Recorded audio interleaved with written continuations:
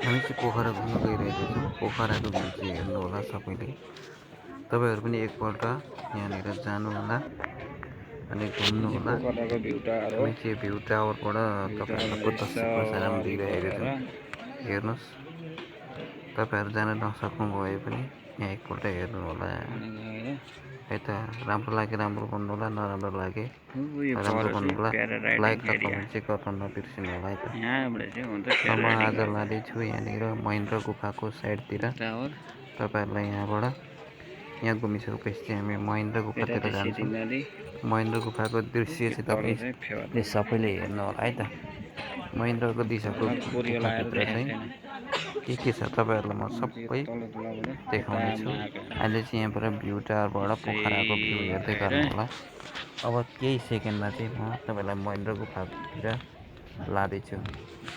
महेन्द्र गुफा चाहिँ यस्तो गुफा हो कि पहिलाको महादेवले गरेको र महादेव र शिव पार्वती भएको ठाउँ हो। यो चाहिँ हामी महेन्द्र गुफाभित्र छिर्दैछौँ है त। गुफाभित्र चाहिँ यहाँनिर धेरै ठुलो छ। यहाँ चाहिँ हाम्रो देवर बाबुको सुटिङ पनि भएको थियो। लास्ट भएको सुटिङ यहीँ भएको। हेर्नुहोस्, यहीँनिर हो। यो भित्र जाने बाटो छ। यहाँनिर ठुलो गुफा छ। माथि चाहिँ पुरै मान्छेको बस्ती छ पनि। भित्र तल चाहिँ 500 फुट मुनि यस्तो ठाउँ छ है त महेन्द्र गुफा। शिवजीले बास गरेको ठाउँ हो यो। यहाँबाट हामी भित्र जान्छौँ। यहाँनिर धेरै डरलाग्दो ठाउँ छ।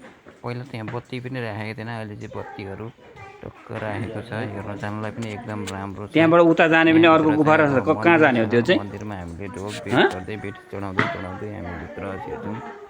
भित्र गएपछि चाहिँ हामीले भित्र एउटा पुजारी पनि भेट्छौँ है। यो गुफा भित्रभित्रै अर्कोबाट फर्किने हो। पर छ। हामी चाहिँ अब यहाँ आधी बाटोतिर आइपुगेछौँ। यो महेन्द्र गुफा घुम्नलाई कम्ती आधा 1 घन्टा जति लाग्छ है हामीलाई गाइड। हामी चाहिँ यहाँ थुप्रैजना छौँ है।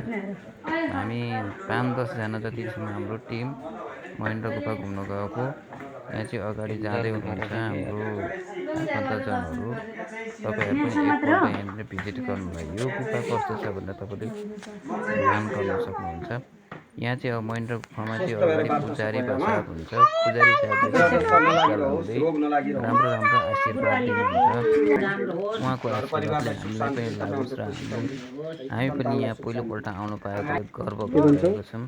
पुजारी चाहिँ उहाँ हुनुहुन्छ। पुजारीले चाहिँ हामीलाई टिका लगाइरहेछ, साथ दिइरहेछ। अनि हामी यहाँबाट चाहिँ टिका लगाएर चाहिँ हामी टिका लाउँछौँ।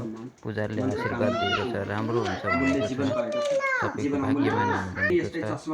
अनि यहाँबाट चाहिँ जान्छौँ। पुजारीले यहाँ धेरै सबैले टिका हामी यता धर्मद्वारतिर जाँदैछौँ। हामी धर्मद्वारतिर लाग्छौँ। धर्मद्वार चाहिँ यस्तो धर्मद्वारको बाटोमा चाहिँ जसले धर्म गरेको छ उहाँहरूले धर्मद्वारको बाटो प्रस्थान गर्न सक्नुहुन्छ। नभएदेखि उहाँहरू छिर्न सक्नुहुन्छ। जान त सक्नुहुन्छ तर यता माथि छिर्न सक्नुहुन्छ। धर्मद्वारको बाटो यस्तो हुँदै रहेछ। यहाँ माथि ढुक्क आगो जस्तो देखिएको धर्म कर्म बाटो हो। पुरा गर्नुपर्छ है। धेरै अप्ठ्यारो छ, चढ्न धेरै गाह्रो छ। सुन्दरो म गएर तान्छु ल धर्मद्वारको बाटोबाट। अब चाहिँ कहाँ निक्ल्यो बेबी? जाऊ माथि जाऊ। बाहिर निस्किन्छ। जाऊ माथि लड्ला। फेरि खाजा खाने कार्यक्रमतिर लाग्छौँ। यहाँ चाहिँ अब हामी जाऊ निस्कन।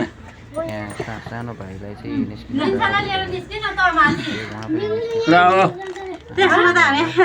अलि उठाउँ न उचाल्दै